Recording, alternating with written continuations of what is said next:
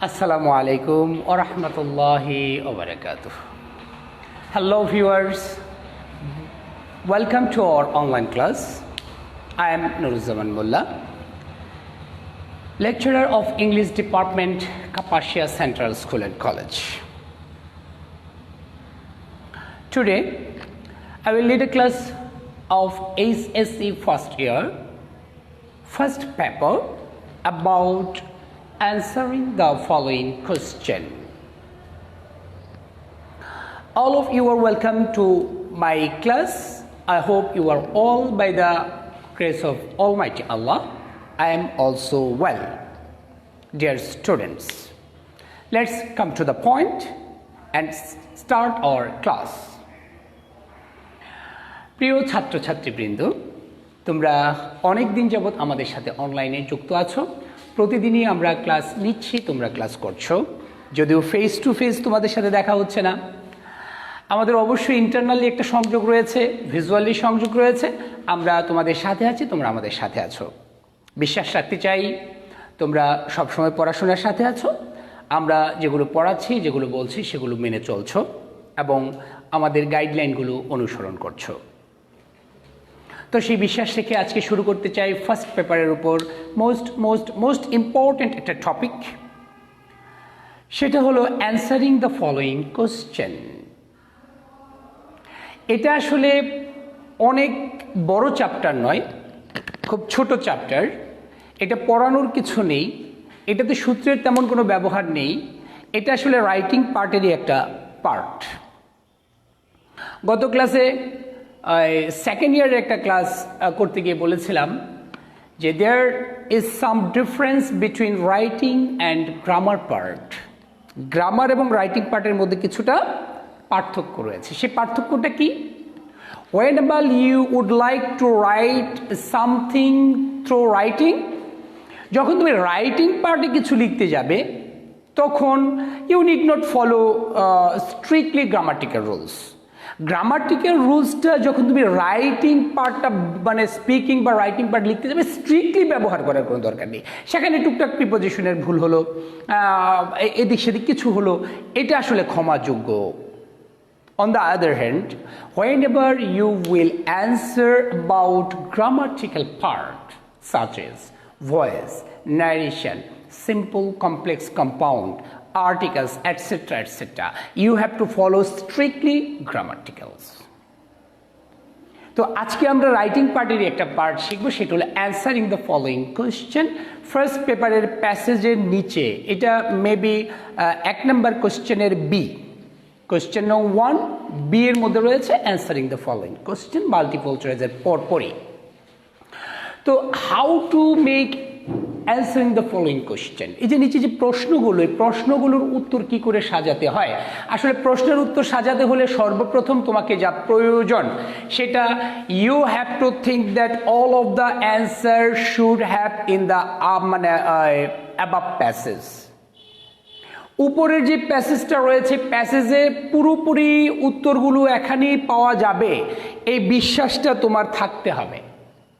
and you have to know the word meaning above passage. উপরের প্যাসেজের word মিনিংগুলো জানতে হবে, word meaning জানতে হবে, সেন্টেন্স বাই সেন্টেন্সের অর্থ জানতে হবে, ফুল প্যাসেজের অর্থটা ভালো করে জেনে তারপর তোমাকে you have to have the knowledge of question, making question. That means yes no question or WS question.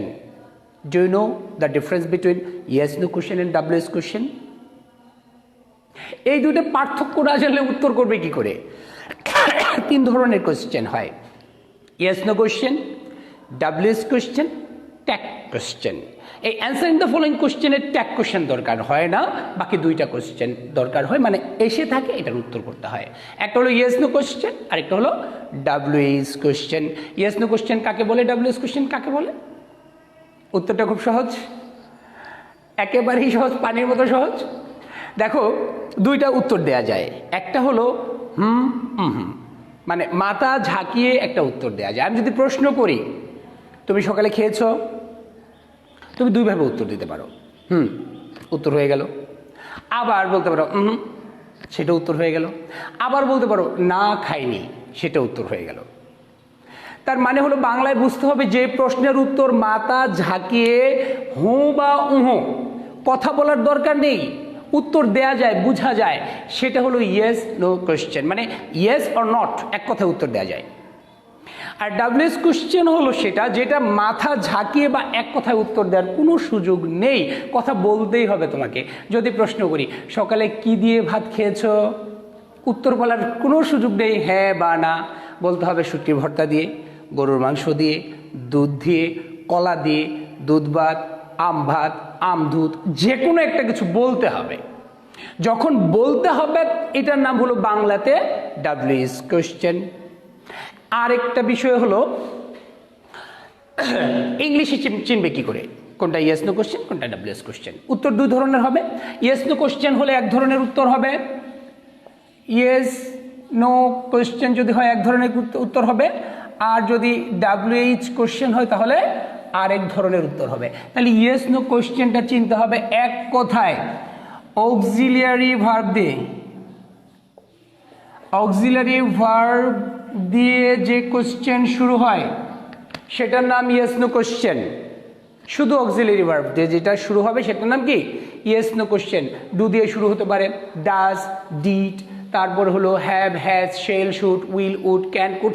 যে সহজ কথা হলো অক্সিলিয়ারি ভার্ব বলতে যা বোঝায় সেগুলো অক্সিলিয়ারি ভার্বের চ্যাপ্টারে আমরা পড়াবো বা পড়িয়েছি সেগুলো। এই ধরনের যত কোশ্চেন আছে ততগুলোকে বলা হয় ইয়েস নো কোশ্চেন। আর ইয়েস নো কোশ্চেনের আগে যদি ডাব্লিউএস ওয়ার্ড থাকে তাহলে সেটাকে বলা হয় ডাব্লিউএস কোশ্চেন। ডাব্লিউএস কোশ্চেন হোক আর ইয়েস নো কোশ্চেন হোক, যে কোনো কোশ্চেনই হোক না কেন অক্সিলিয়ারি ভার্ব থাকবেই। শুধু অক্সিলিয়ারি ভার্ব দিয়ে যে কোশ্চেনটা হবে সেটার নাম ইয়েস নো কোশ্চেন, আর ওই অক্সিলিয়ারি ভার্ব দিয়ে যে কোশ্চেন হবে তার আগে ডাব্লিউএস ওয়ার্ড থাকে সেটাকে বলা হয় WH question. Yes no question যদি হয় তাহলে শুধুমাত্র ইয়েস বা নো দিয়েই উত্তরটা শেষ করে দিবে, প্যাসেজ থেকে যা নিয়ে নেবে। কিন্তু ডাব্লিউএস কোশ্চেন যদি হয় প্রবলেমটা একটু পড়ে যায়। এটা নিয়ে আজকের আমাদের আলোচনা। তো চলো আমরা মূল আলোচনায় চলে যাই। তাহলে আমরা শিখতে পারলাম ইয়েস নো কোশ্চেন কি, ডাব্লিউএস কোশ্চেন কি। তাহলে অবশ্যই এখন যদি তোমরা কোনো প্যাসেজের নিচে যাও তাহলে বুঝবে যে কোনটা কোনভাবে উত্তর লিখলেই হবে।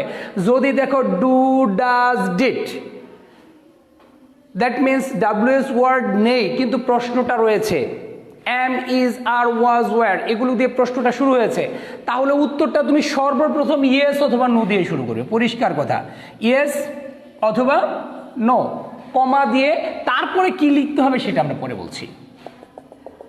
তাহলে এখন আপাতত এতটুকু সিদ্ধান্তে থাকলাম, যদি অক্সিলিয়ারি ভার্ব দিয়ে প্রশ্নটা শুরু হয় সেটা আমরা হয় ইয়েস দেবো অথবা নো দেবো। এটা ডিপেন্ড করবে, it will depend up to the passage, up to the question. এটা পড়লেই বুঝবে যে এটা ইয়েস হবে নাকি নো হবে। তারপরে কি লিখতে হবে সেটা প্যাসেজ থেকে আমরা পরে বলে দিচ্ছি।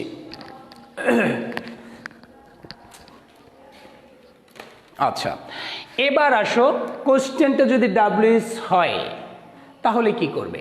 ডাব্লিউএস কোশ্চেন করতে যদি পারো উত্তরটা সহজ। এখন ডাব্লিউএস কোশ্চেনগুলো কি, যে মানে যে কোশ্চেনটা ডাব্লিউএস ওয়ার্ড দেওয়া হবে, ডাব্লিউএস ওয়ার্ডগুলো কি, 9টা ওয়ার্ড আছে। What, which, when, who, where, how,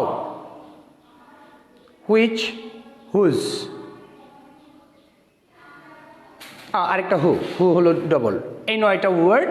R how দিয়ে আরও হয়, how, how much, how long, how far, how often, etcetera etcetera. How এর পরে যত আছে ততগুলো মানে কোশ্চেন। হাউ এর পরে অ্যাডজেক্টিভ দিলে কোশ্চেন হয়, যেমন কত মোটা, হাউ ফার, কত গভীর, হাউ ডিপ, ঠিক আছে, কত উঁচা, হাউ হাই, কত লম্বা, হাউ লং, কত দূর, হাউ ফার, কত সুন্দর, হাউ বিউটিফুল। হ্যাঁ, ওই হাউয়ের পরে যত অ্যাডজেক্টিভ লাগাবে সেটা সেই ধরনের প্রশ্ন হয়ে যাবে। যেমন তুমি দেখে আসছো অনেক সুন্দর আমি পরিবেশ দেখে আসছি, আমাকে গল্প করছো, আমি প্রশ্ন করতেছি হাউ বিউটিফুল দ্য সিনারি ওয়াজ, ওই সিনারিটা কতটা সুন্দর ছিল। তাহলে হাউয়ের পরে বিউটিফুল লাগাইলাম, ওইটা হয়ে গেল। আবার তুমি বললে এমন একটা কূপ খনন করেছি বিশাল গভীর, আমি জিজ্ঞেস করলাম how deep the well is, এই কূপটা কত গভীর। তার মানে কি হাউয়ের পরে যত অ্যাডজেক্টিভ লাগবে বিভিন্ন প্রকার কোশ্চেন হতে পারে, সেটা উত্তরটা সেভাবেই লিখবে। তাহলে ডাব্লিউএস কোশ্চেন যদি হয় তাহলে এই ডাব্লিউএইচ ওয়ার্ডের উপর ডিপেন্ড করে তোমাকে একটা প্রিপোজিশন প্রিপোজিশন ব্যবহার করতে হবে সেন্টেন্সের মাঝে, আর কিচ্ছু না।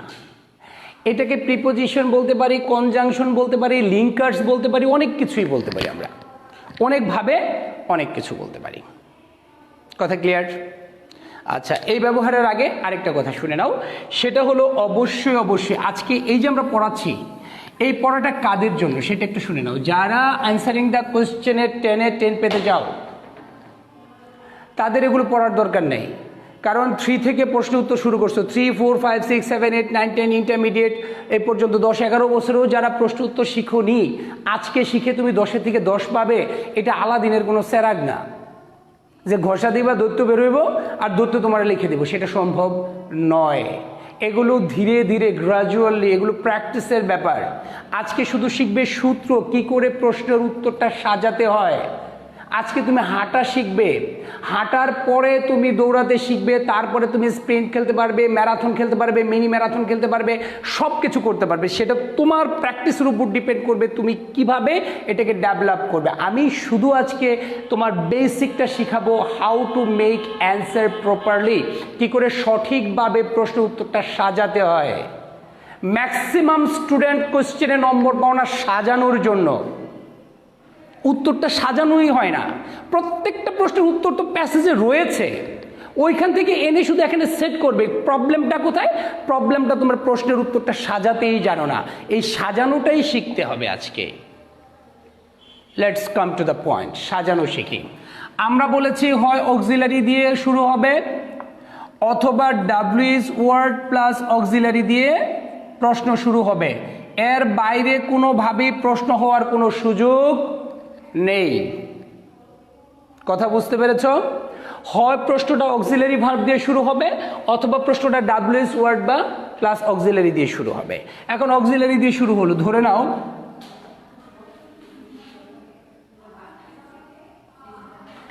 Did you go to college yesterday? একটা প্রশ্ন, did you go to college yesterday, এটা হলো শুধু অক্সিলারি ভার্ব দিয়ে শুরু হয়েছে। আবার বলেছি ডাব্লিউএস ওয়ার্ড প্লাস অক্সিলারি দিয়ে শুরু হতে পারে। আমরা যদি বলি how did you go to college yesterday, এই দুইভাবে কোশ্চেন হতে পারে। একটা হলো অক্সিলারি ভার্ব দিয়ে হবে, আরেকটা হলো ডাব্লিউএস ওয়ার্ড প্লাস অক্সিলারি হবে। এখানে অক্সিলারির আগে নট থাকতেও পারে, সেটা অক্সিলারি দিয়েই ডিডন্ট ইউ হতে পারে। আচ্ছা, এবার আসো, আমরা বলেছি অক্সিলারি দিয়ে হতে পারে, আমরা বলেছি ডাব্লিউএস ওয়ার্ড প্লাস অক্সিলারি দিয়ে হতে পারে, এর বাইরে কোনো কোশ্চেন হবে না।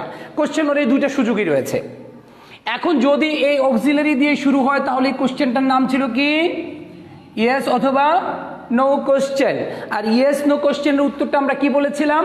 হ্যাঁ, প্যাসেজে যদি এমন থাকে, প্যাসেজ যদি এমন থাকে যে হ্যাঁ তুমি নামক যে সাবজেক্টটা, এই সাবজেক্টটা গতকালকে কলেজে গিয়েছিল, যদি গিয়েছিল কথাটা সত্য হয় তাহলে তুই বসাবে কি? ইয়েস। কি বসাবে?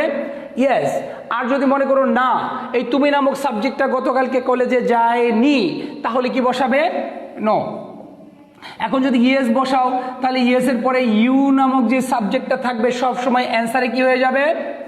আই হয়ে যাবে বা উই হয়ে যাবে। যদি ইউ দ্বারা প্লুরালকে বোঝায়, ইউটা উত্তরের ক্ষেত্রে কি হয়ে যাবে?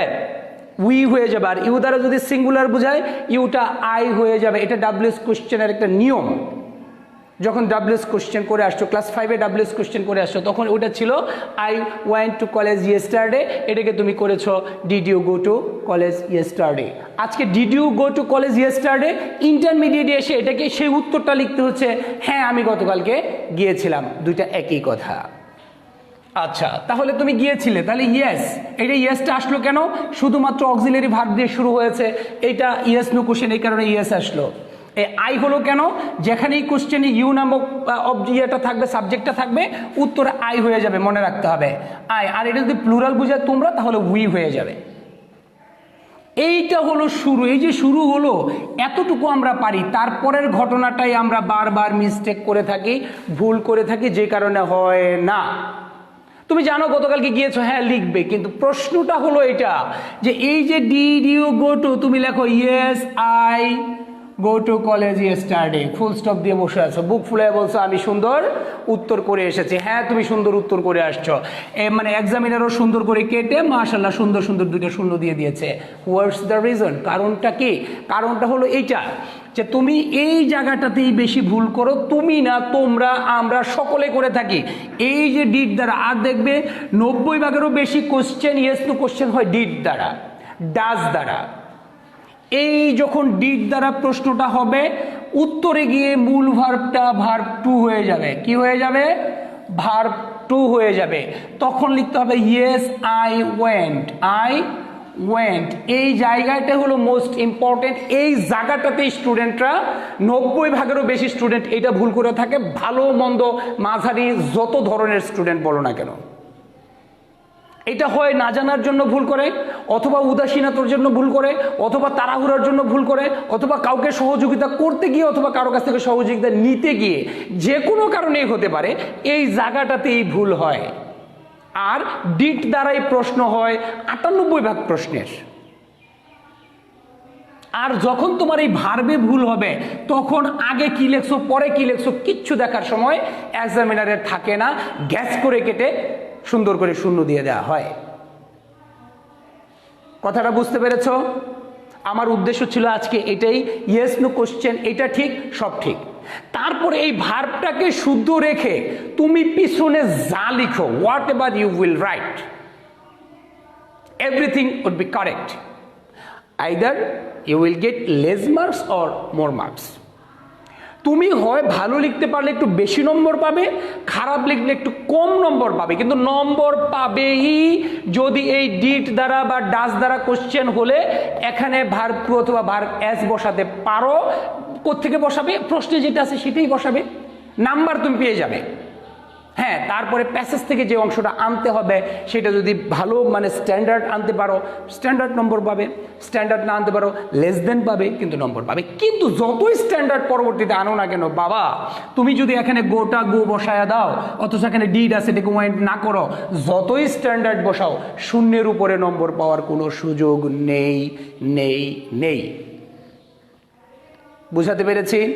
তার মানে যখন ডিড দ্বারা কোশ্চেন হবে, কোশ্চেন সাজানোর উত্তর হলো প্রথম সাবজেক্ট। সাবজেক্টটা বসে কোথায়? Auxiliary plus subject, auxiliary plus subject. কোশ্চেনের মধ্যে অক্সিলারি ভার্বের পরে সাবজেক্ট থাকে। এটা ইয়েস নো কোশ্চেনও অক্সিলারি পরে সাবজেক্ট থাকে, ডাব্লিউএস কোশ্চেনেও কি অক্সিলারি পরে সাবজেক্ট থাকে।